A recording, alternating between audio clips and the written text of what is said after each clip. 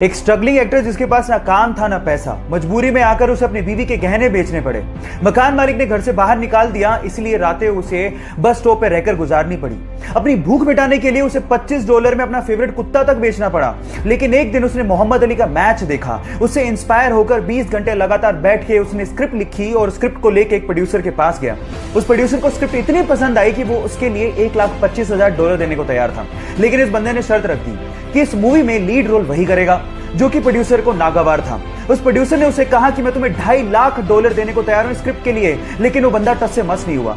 Finally उसे hero बनाया गया उस मूवी में और मूवी को रिलीज किया गया। उस मूवी का नाम था रॉकी, जो कि सुपर हिट साबित हुई। बंदे का नाम है सिल्वेस्टर स्टेलोन। जिस बंदे को $25 के लिए अपना कुत्ता बेचना पड़ गया था, आज वो $500 मिलियन का मालिक है ना इंस्पायरिंग बात। हम जिंदगी में बहुत बार हार जाते हैं, गिर जाते हैं और कभी कभार तो हम लोग उठने की कोशिश भी नहीं करते। और जब वक्त निकलता है तो हम सोचते हैं कि काश एक बार और मैंने कोशिश कर ली होती। इस केस में क्या करें, मैं आपको बताता हूं। ऊपर एक वीडियो चल रहा है, 3 साल का एक छोटा सा बच्चा है जो कि एक स्केटर है और उसके मन में कोई डर का, गिरने का भाव ही नहीं है। वो सिर्फ एक ही बात सोच रहा है, मैं स्केटिंग करते हुए गिरूंगा, फिर से उठूंगा और फिर से कोशिश करूंगा, क्योंकि मुझे इस काम में मजा आता है। तो बच्चे बन जाओ, गिरने से डरो मत, फिर से उठो, क्योंकि जिंदगी इसी का नाम है। सन 1954 में 92 यात्रियों के साथ एक फ्लाइट जर्मनी से ब्राजील की तरफ उड़ान भरती है। 18 घंटे का यह सफर था, लेकिन महीनों निकल गए, वो फ्लाइट कभी लैंड ही नहीं हुई। लोगों ने मान लिया था कि नीला आसमान उस फ्लाइट को निगल चुका है। फाइलें बंद, सेंटियागो की फ्लाइट्स पूरी तरह से बंद कर दी गई। लेकिन उसके बाद जो हुआ आप लोगों को सुनना चाहिए। ठीक 35 साल बाद सन 1989 में वही फ्लाइट ब्राजील के एयरपोर्ट पे लैंड करती है। वहां की अथॉरिटीज ने पायलट से कांटेक्ट करने की कोशिश करी, लेकिन कोई जवाब ही नहीं मिला। उसके बाद वो लोग फ्लाइट पे चढ़े, लेकिन जो उन्होंने देखा वो हैरान कर देने वाला था। सिर्फ उन लोगों के कंकाल कुर्सी की पेटियों के साथ बंधे हुए थे। जब वो कॉकपिट की तरफ भागे तो पायलट के भी कंकाल ही बंधे हुए थे। अब सवाल यह है कि अगर पायलट के कंकाल ही बंधे हुए थे तो फ्लाइट लैंड कैसे हुआ? विज्ञान ने बहुत तरक्की कर ली है, लेकिन ऐसी बहुत सारी घटनाएं हैं जिनका जवाब विज्ञान के पास भी नहीं है। बचपन से उसके पापा उसे म्यूजिक कॉन्सर्ट में लेके जाया करते थे, जिसकी वजह से म्यूजिक में उसका इंटरेस्ट बढ़ चुका था। अब वो सिंगर बनना चाहता था, लेकिन प्रॉब्लम ये थी कि वो बचपन से ही हकलाता था, जिसकी वजह से स्कूल के सारे बच्चे उसे चिढ़ाया करते थे। एक दिन उसके पापा ने उसे एमएनएम का सीडी लाके दिया, जिसे प्ले करने के बाद वो हैरान रह गया कि कोई बंदा इतना तेज कैसे गा सकता है। उसके बाद एमएनएम से इंस्पायर्ड होकर उसने स्पीच थेरेपी ली और सिंगर बनने के लिए लंदन चला गया।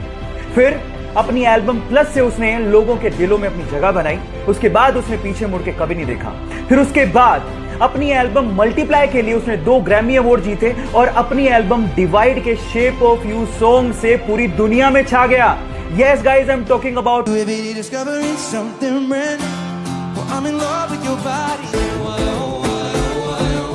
गाइज, वो तो इंस्पायर होके वर्ल्ड फेमस हो गया। आपका इंस्पिरेशन कौन है? चैट में लिखना मत भूलिएगा।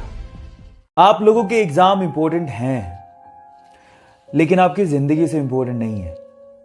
इसलिए मैं आप लोगों से एक बात कहना चाहता हूं, चाहे आपके एग्जाम कैसे भी हो, टेंशन मत लेना, क्योंकि ये कागज के टुकड़े आपकी जिंदगी डिसाइड नहीं करते।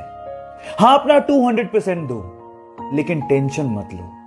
और एक बात मैं आपके पेरेंट्स से भी कहना चाहता हूं, आप लोगों ने अपने बच्चे को 90% लाओगे तो ये दूंगा, 95% लाओगे तो ये दूंगा, ये कहा होगा। सही है, गलत नहीं है, लेकिन उसे ये भी कहो कि अगर नहीं आते या तू फेल हो जाता है तो भी मैं तेरे साथ खड़ा रहूंगा। आपके बच्चे आपका गर्व हैं, उनका साथ दो, क्योंकि एक दिन वो आपका नाम जरूर रोशन करेंगे।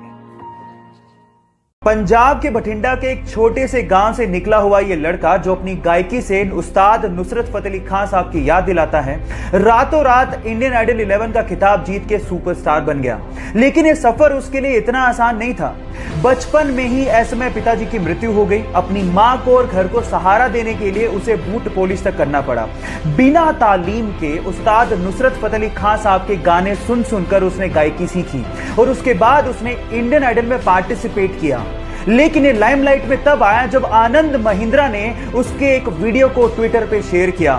फिर उसके बाद उस बंदे ने पीछे मुड़ के कभी नहीं देखा और फाइनली इंडियन आइडल का खिताब अपने नाम कर लिया और अपनी मां का सपना भी पूरा किया। तो इस बंदे के लिए एक हार्ट तो बनता है। जब वो अपनी पहली सोलो मूवी रिलीज रॉकी का इंतजार कर रहा था तो उसके 3 दिन पहले उसकी मां का देहांत हो गया। वो अपनी मां से बहुत ज्यादा प्यार करता था। इस गम को भुलाने के लिए उसने ड्रग्स का सहारा लेना शुरू कर दिया, लेकिन ड्रग की लत ने उसे मार दिया। 2 साल तक ड्रग की लत को छुड़ाने के लिए वो यूएस रहा, लेकिन उसके बाद जब उसने कमबैक किया तो खलनायक जैसी मूवी में अपनी एक्टिंग का लोहा मनवा दिया।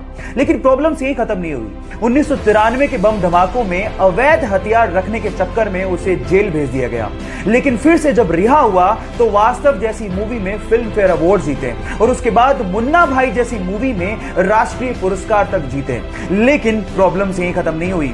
2013 में अदालत ने उसे फिर से दोषी पाया और 5 साल की कैद की सजा सुना दी। इतने उतार चढ़ाव देखने वाले हमारे संजू बाबा आज भी अपनी एक्टिंग के दम पर बॉलीवुड में अपना एक अलग मुकाम बनाए हुए हैं। तो अपने संजू बाबा के लिए एक लाइक तो बनता है।